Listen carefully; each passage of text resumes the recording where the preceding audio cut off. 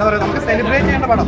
അന്ന് കാലത്ത് ഈ പടം നമുക്ക് ഈ ഒരു ഓണത്തിൽ കിട്ടുന്നതിൽ എല്ലാം ഇന്ന് ഫാൻസിനൊക്കെ കാണുമ്പോൾ നമുക്ക് അടിപൊളി എക്സ്പീരിയൻസ് ഉണ്ട്. ഇപ്പോൾ ഇത് 18 വർഷത്തെ ഗ്യാപ്പാണ്, പക്ഷെ നമുക്ക് അത് ഗ്യാപ്പൊന്നും ഫീൽ ചെയ്യില്ല. ചെറിയ നൊമ്പരം എന്ന് പറഞ്ഞാൽ കലാമണിയൊക്കെ വീണ്ടും കാണുമ്പോഴേ കലാമണിയെ കാണുമ്പോൾ തന്നെ കയ്യടിയായിരുന്നു. കാണാൻ വേണ്ടിയാണ് വർക്ക് പോലും വേണ്ടിയിട്ട് വന്നത്. ഈ ഒരു എക്സ്പീരിയൻസ്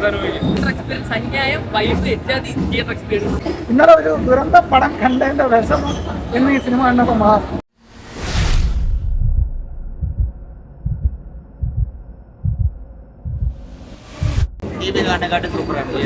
നല്ലൊരു എക്സ്പീരിയൻസ് ആയിരുന്നു.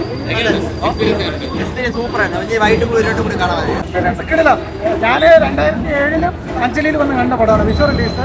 അന്ന് ഈ ഇതിന്റെ ഫിലിം പെട്ടിയൊക്കെ കൊണ്ടുവരുന്ന ആനപ്പുറത്തൊക്കെ ആയിരുന്നു. അപ്പോൾ അതിന്റെ ഓർമ്മയുണ്ട്. പിന്നെ 2 പ്രാവശ്യം കണ്ടു പടം. ഇപ്പോൾ ഇത് 18 വർഷത്തെ ഗ്യാപ്പാണ്, പക്ഷെ നമുക്ക് അത് ഗ്യാപ്പൊന്നും ഫീൽ ചെയ്യില്ല. ഇതിന്റെ റീമാസ്റ്റേർഡ് പ്രോസസ്സൊക്കെ കൊള്ളാം. കാരണം അറ്റ്മോസ് മിക്സ് വന്നപ്പോൾ രാഹുൽ രാജിന്റെ ബീജിയമും കുറേ പാട്ടിന്റെ കുറേ സംഭവങ്ങളൊക്കെ എക്സ്ട്രാ കുറേ സാധനങ്ങൾ നമുക്ക് കേൾക്കാൻ പറ്റും. പിന്നെ ക്ലാരിറ്റി കൊള്ളാം.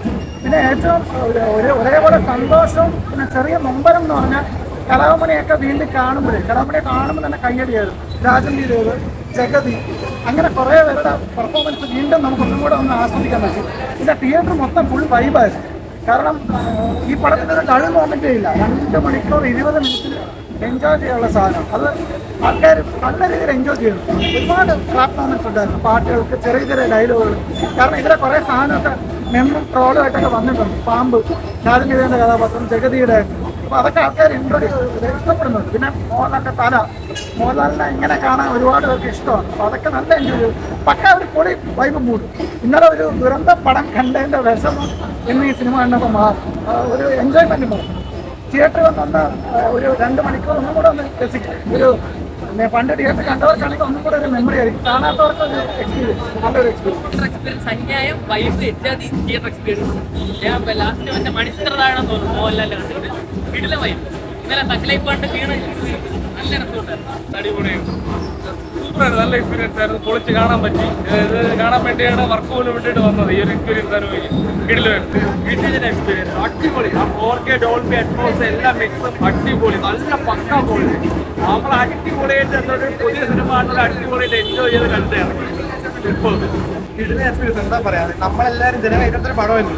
അതിന്റെ വിഷ്വൽ ക്വാളിറ്റി 4Kയിലും അതുപോലെ ഡോൾബി അറ്റ്മോസിലേക്കുമ്പോൾ പടം അടിപൊളിയായിരുന്നു. എന്താ പറയുക, നമുക്ക് സെലിബ്രേറ്റ് ചെയ്യേണ്ട പടം. അന്ന് കാലത്ത് ഈ പടം നമുക്ക് ഈ ഒരു ഓണത്തിൽ കിട്ടുന്നതിൽ എല്ലാം ഇന്ന് ഫാൻസിനൊക്കെ കാണുമ്പോൾ നമുക്ക് അടിപൊളി എക്സ്പീരിയൻസ് ഉണ്ട്. ഡാൻസ് ചെയ്യാനും പാട്ട് ചെയ്യാനും വളരെ മണിമ്പള രാജേട്ടുണ്ടായിരുന്നു. അപ്പോൾ അടിപൊളിയായിരുന്നു എക്സ്പീരിയൻസ്. കിടിലൻ